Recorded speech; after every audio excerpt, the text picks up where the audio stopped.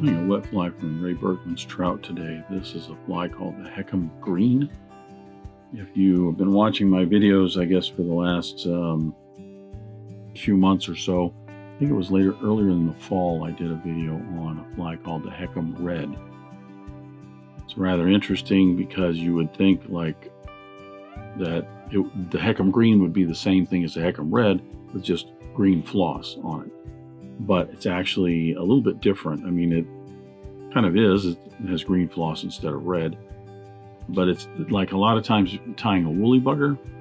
A woolly bugger is a woolly bugger is a woolly bugger. You tell somebody I was fishing an olive woolly bugger versus a black woolly bugger versus a red woolly bugger. However, the Heckham Red has a tip on it that is white floss, has a tail and wing of a mottled brown turkey instead of the teal and the golden pheasant on this one. Otherwise, it is a red floss body with a gold rib and a brown collared hackle. So not certain exactly why one is just a Heckham Green and one's a Heckham Red when you would think they would be the same fly with, like I said, a different colored body. But I have to do some research and find out. That's the Heckham Green, and I'll go ahead and get started tying.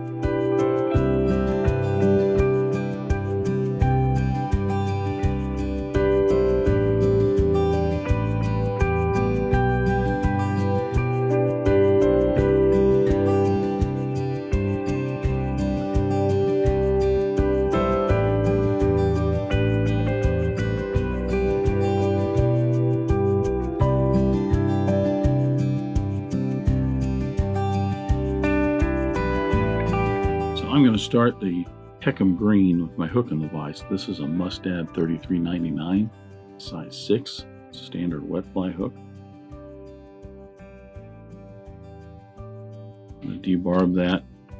The Heckham Green has a green floss body, so I'm going to start with a white thread. This is a Danville 6/0 in white. I've already waxed the thread. It gives me a little bit more grip.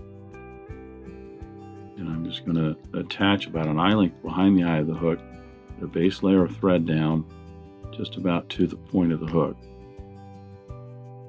There is a tip on the Heckham Green, and it is a gold tinsel.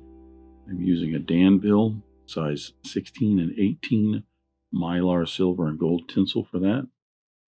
I'm going to tie this with the silver side up. You could use a size 14 if that's what you have, even a size 10, or a size 12. Size 12 just looks a little bit bulky. I like the 16 and 18 on these flies. I'd probably go with a 14 if I was on a size 4 hook, but I just like it because I think it just looks a little slimmer and goes on a little bit better.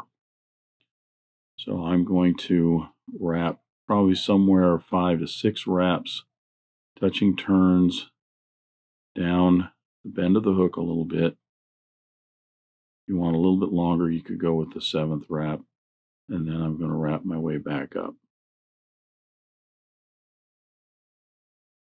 Securing that in, and I should be just at the point of the hook or maybe a little bit behind it. I'll trim away the excess. The Heckham Green has a tail on it. The tail is golden pheasant. So I've already cut some barbs out of this particular feather. I'm going to collect those and I like to roll those together to try and get the dull side on the inside, and then that way you have the brighter colors on the outside. When I tie this in, I align this black band right with the bend of the hook. I'll secure that right on top of the hook shank. If the butt ends are a little bit long, you can trim those to the length of the body, but those are pretty good. The rib is the same tinsel. I'm going to tie in my rib now with the silver side up. I'm going to leave that almost the length of the body. You could leave it the length of the body, or you could actually do away with it because it isn't going to put a big old bump in it. As I mentioned, the body itself is a green floss. I'm using this is a Danville 4-strand Rayon floss in an insect green.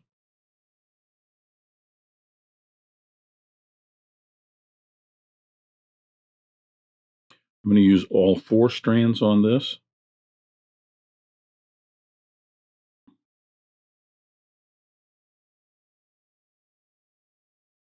So I'm going to secure that in on my side of the hook shank, and I'll pull those ends back so that they're inside the length of the body. Wrap to secure it, and now I'm going to wrap forward. And this is just collecting everything down to the hook shank, giving me a nice secure underbody and nice and smooth.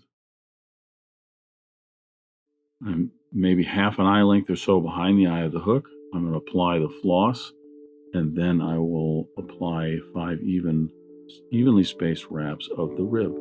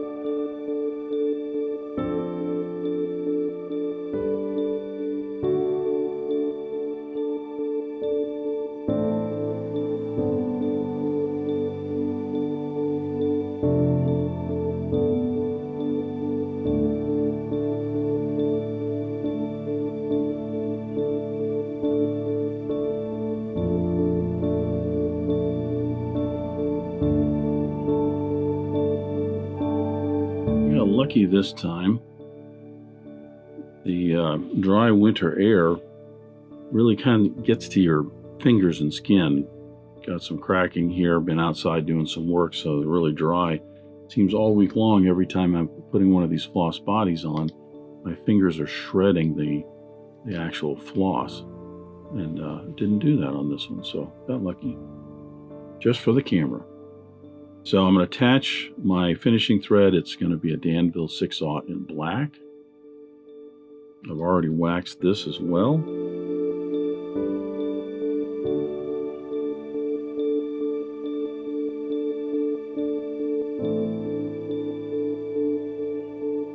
The rest of the Heckham Green is a wing made out of teal and a brown collared hackle.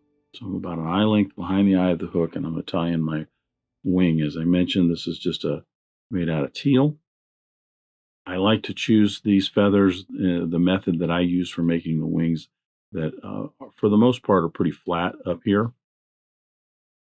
I'm going to clip out the center of this, maybe about a little more than halfway down the rachis there. I'm going to clip that out like that. And then I can fold all of this together to make the wing like that. That's going to give me the right length I want right back halfway down the tail.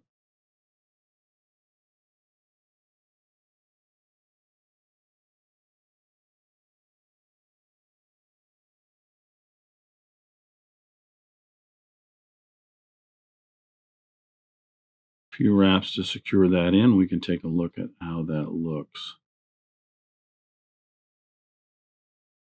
Be careful when you're doing these styles of flies where you have a collared hackle, because it can be easy to make the head a little bit too big, I find.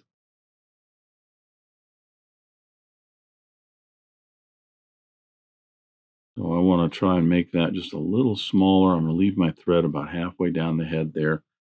The hackle is just a brown hackle. I'm using this is a brown hen saddle. I like these because these are a little bit longer feathers and they tend to be a little narrower. What I'm looking for are the longer barbs right down at this end, so that when that's wrapped in, they're going to be just to the point of the hook, or maybe even all the way back to the barb. I don't need this whole feather, maybe about almost halfway down. I'm going to separate the tip out here like this so that I can get at least 4 wraps, at least 3, maybe even 4 wraps. Now I left my thread intentionally halfway down the head because I'm going to wrap this in going backwards, and then I'm going to get another wrap in, and then I can fold the tip back, getting a wrap over that, and then securing it and moving forward to the eye of the hook. This binds that in enough so that I can just pop the tip of that off. Now I can take my hackle pliers,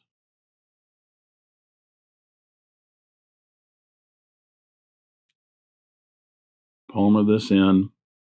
As I said, I'm going to get at least 3, if not 4 wraps. It just depends, how full you want it to look. It also depends on the feather that you're using. This hen is pretty full. If I was using a dry fly hackle, or let's say something not quite as stiff but not as soft as this, then I might want to get 1 or 2 extra wraps in there to thicken it up. So once I bring that around for the last wrap, I'll secure the tip of that, I should say the butt end of that feather, keeping thread tension here. You don't want to lose that. I'll sweep all this back. Now I'm going to start wrapping backwards to make the head, but this also lashes in the rest of that rachis right here. Generally you can pop those off, but there's not a whole lot for me to grab here to pop off of there, so I'm just going to snip this off.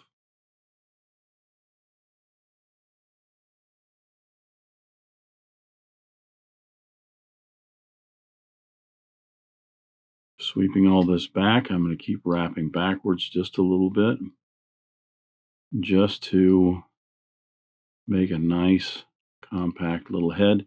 Gives you a nice transition down to the eye of the hook. Makes it all look much more finished.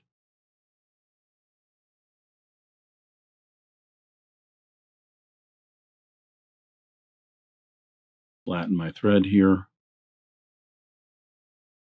I'll put in my whip finish. Might have even gone with a hackle where the barbs are just a little bit longer. At least that's my preference. I like them to go back into the throat a little bit more.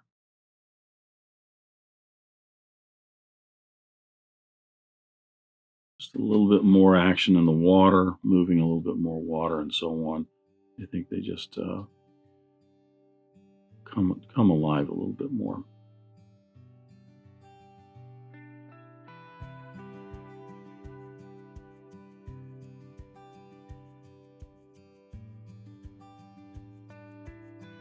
A little bit of head cement on both sides.